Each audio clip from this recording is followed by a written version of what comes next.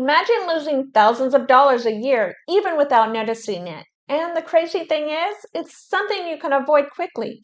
What do you think it is? Well, it's not housing, it's not entertainment, it's actually transportation, and it's draining people's wealth faster than almost anything else. Imagine you're at the dealership with a $1,500 budget to buy a used car. After searching for your perfect car, you spot the one you want, then you decide to test drive it. You love it, and you decide to buy. But did you know that a car is a depreciating asset? This means that once you drive the car off the lot, it will be less than what you bought it for. For example, if you bought the car for $15,000, 5 minutes after you drive it off the lot, it's now only worth $12,300. Dealerships usually buy a car for wholesale. Then, once the vehicle is on their lot, they mark up the sales price about 15 to 18% by adding in the salesperson's commission. So, if you decide to apply for an auto loan rather than saving $15,000 cash before looking for a car, you will lose money over time. Year after year, as you drive your car, it depreciates over time while accruing interest from your loan. I will give you a minute to review this roadmap. Pause the video if necessary.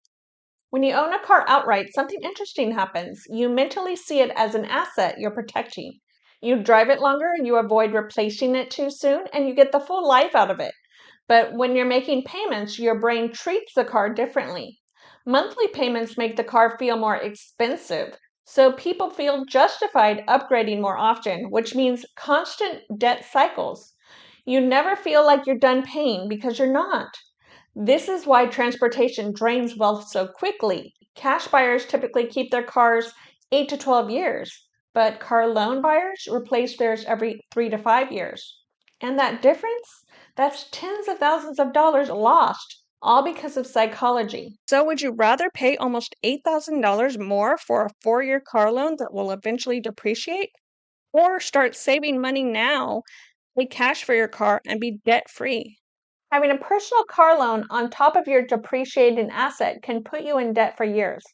I want to tell you a couple of stories. The first one is about how I was able to pay cash for my first car.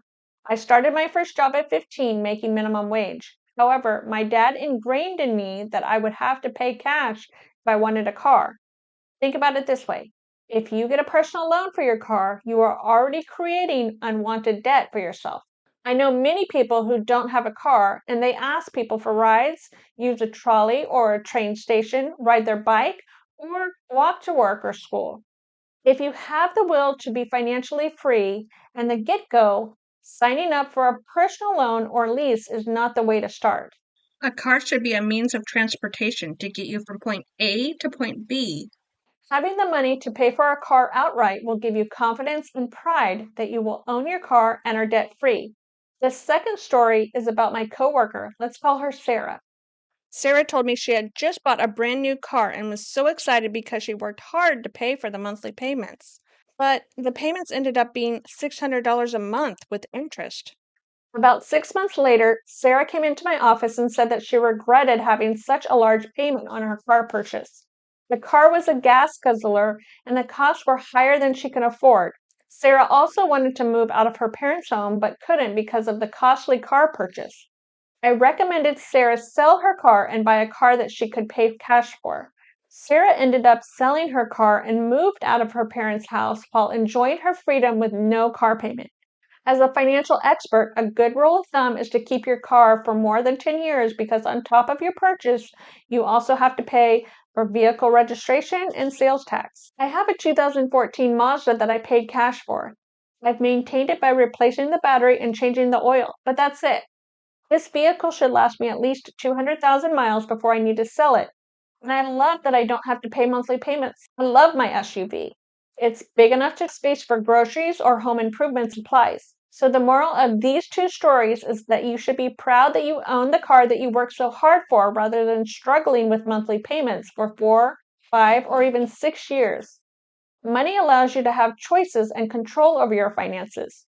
Buying a car in cash allowed me and Sarah freedom from debt while having reliable transportation.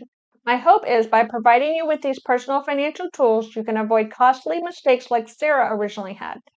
If you enjoyed this video, please like and subscribe. It really helps with the algorithm. My name's Kelly, and I'll see you next time.